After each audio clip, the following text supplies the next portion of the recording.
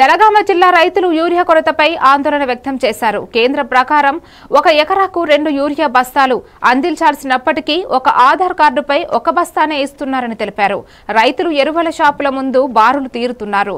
Collector urea కొరత లేదని చెప్పినా షాపుల వద్ద యూరియా లభించడం లేదు. ప్రభుత్వం తక్షణమే సమర్థవంతమైన చర్యలు తీసుకుని యూరియా కొరత లేకుండా రైతులను ఆదుకోవాలని కోరుతున్నారు.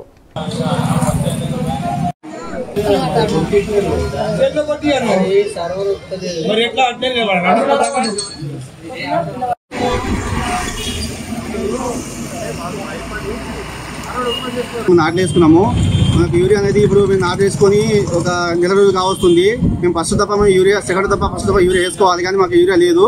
మేము జనగామ మండలం వచ్చి అడుగుతుంటే ఇక్కడ దొడ్డు యూరియా ఉంది, సన్న యూరియా సప్లై లేదు, కావున మేము ఇస్తామని చెప్పి చెప్తున్నారు.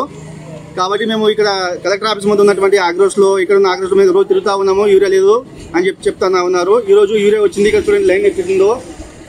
జనగామలో కలెక్టర్ గారు ఉండి ఏమంటున్నారంటే ఈ జనగామ మండలంలో వచ్చేసి యూరియా కొరత లేదని చెప్పేసి గత నెలలో వీళ్ళు స్టేట్మెంట్ ఇస్తూ ఉన్నారు. కానీ ఇప్పుడు యూరియా కొరత లేని ఇంత పబ్లిక్ వచ్చి ఇక్కడ ఎందుకు లైన్ కడతారు?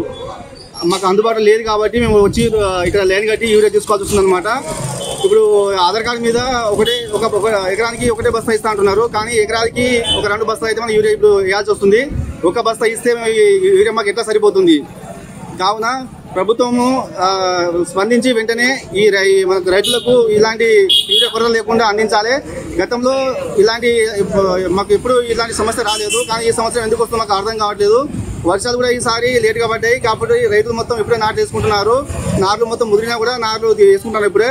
కావున ఆ రకంగా మేము నష్టపోయినా కానీ ఇప్పుడు యూరియా లేకుండా ఇట్లా నష్టపోతున్నాం. కావున ప్రభుత్వం వెంటనే స్పందించి మాకు యూరియా సకాలంలో అందించాలని నేనైతే కోరుకుంటున్నాను. నాకున్నదే 4 ఎకరాలు. నా పేరు పెసరు సోమయ్య, మాది నిడిగొండ. యూరియా గురించి వస్తే ఇప్పుడు ఒకటే ఇస్తామంటాను. ఒక మంచి మరిన్ని అప్డేట్స్ తో